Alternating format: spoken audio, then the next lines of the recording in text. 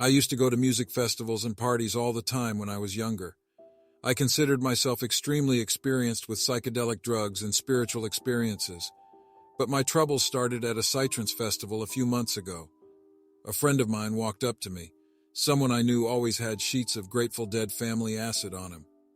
"Hey Johnny, try some of this shit," he said, shoving a 10-strip of LSD in my mouth. From the metallic taste it gave off as soon as it touched my tongue, I knew it was extremely potent. The night passed relatively quickly.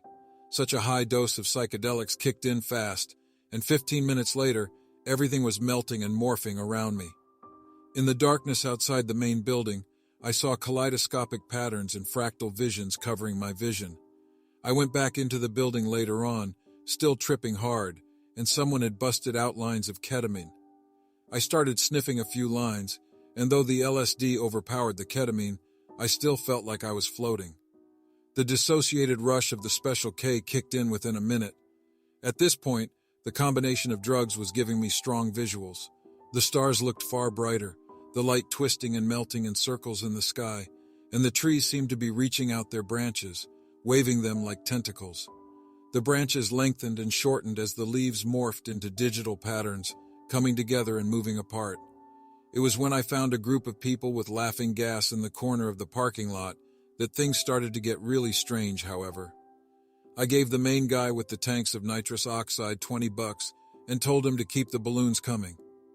As soon as I inhaled the strange taste of the nitrous oxide, the dozens of people around me all stopped what they were doing. They stood perfectly in place like mannequins. What the fuck is going on, I thought to myself, but I couldn't move my mouth. Time had completely stopped. The combination of LSD, ketamine, and nitrous oxide all at once were able to freeze a moment for what felt like 30 or 40 seconds, but sounds kept coming into my ears, slowed down like whale calls but still recognizable as words. I didn't know where they came from. Somehow I knew they weren't being spoken by the people around me. "Hey, Johnny," the voice said to me, deep and stretched out over many seconds.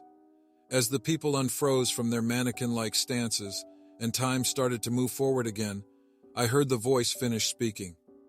"Teams 1, it said in the same deep, slow voice.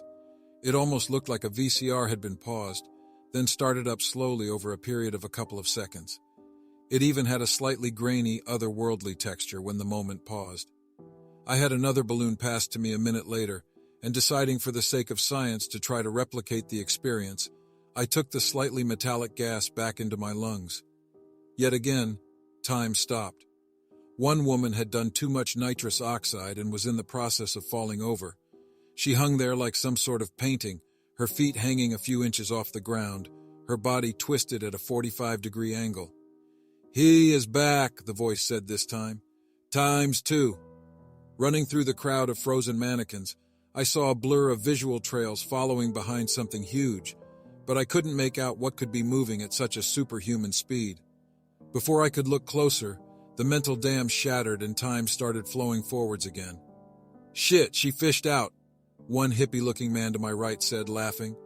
The woman finished falling, and the echo of the deep ethereal voice disappeared. A few of the partygoers went to check on the woman. She brushed herself off, giving a shy half-smile and receding back into her circle of friends.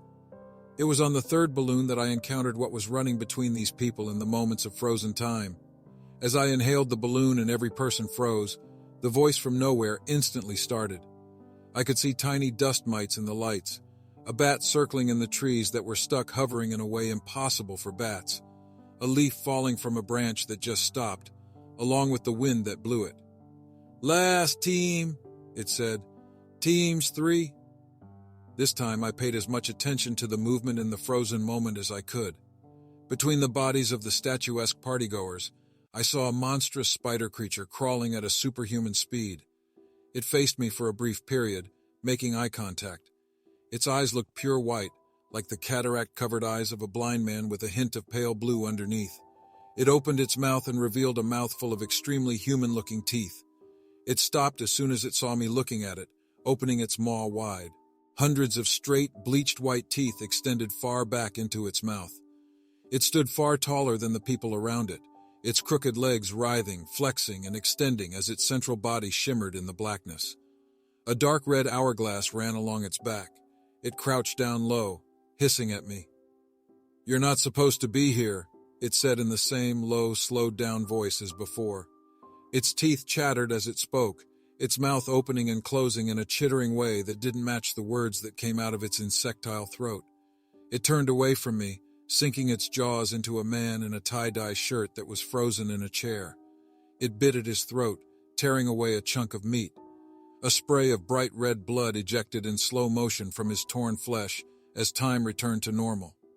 With a blur, the spider monster fled into the forest beyond, the still leaves of the trees looking to shatter like ice when it ran through. As everyone started moving normally again, the screaming started. The people sitting closest to the man were showered in droplets of blood. He sucked in a deep breath, gurgling and choking on his own blood before falling backward in his lawn chair. His eyes stared blankly up at the stars. Within seconds, his breathing stopped. The crowd dispersed, scattering away from the sudden horrid scene of gore in the midst of their party. I had no idea what to do. Out of a deep, uneasy curiosity, I started walking in the direction I had seen the creature go when the time had stopped. Some people behind me were still shrieking in terror, while others had taken the man out of the chair and were trying to stop the bleeding and provide CPR. One woman was on the phone calling an ambulance, one that I knew in my heart would be far too late to do anything to help the man. I ran into the woods, seeing the silhouette of the monstrous spider creature disappearing far ahead of me. A couple of 100 feet into the forest, it swerved toward a cluster of ancient oak trees. The roots separated, and it squeezed its body into the newly formed opening, disappearing before my eyes. I went forward, looking at the spot where the creature had gone underground, but now it was just solid tree roots and brush. From behind me, I heard a slight rustling. Turning around, I saw a pure black humanoid shape without any features standing there, like a black hole in the dark scenery of the woods. "You aren't supposed to be here," it said in a low, growling voice. "What was that?" I asked, my heart thudding in my chest. "There are things between the moments you experience that you aren't able to comprehend," it said. "Leave and never return to the stream of frozen time, or it will come for you too. Times 4 will be your last moment in this world." I did as he said, feeling his eyeless gaze following me out as a flood of police and ambulance sirens filled the parking lot. I left immediately, never looking back. I didn't tell anyone there what had happened. When I hear of people going mysteriously missing without bodies ever being recovered, or freak accidents that can't be explained, I wonder how many of them are due to these creatures between the moments of time we experience, eating the bodies or ripping out their throats. I wonder if even more horrifying creatures exist between moments of time that would drive me insane simply to look at them. Later on, the next month, I saw my neighbor working in his yard. I still thought back to the man who had gotten his throat ripped out by the monstrous spider creature. "Hey, Mr. Taylor," I said. He nodded at me. Behind him, I saw the same dark silhouette of a being I had seen in the forest. It wasn't faced toward me this time, however. He was trimming his bushes with a hedge trimmer. Out of nowhere, I saw a skeletal hand reach out and grab his ankle. He screamed as he was pulled under the ground, an opening like the one I had seen in the forest being created as he disappeared from view.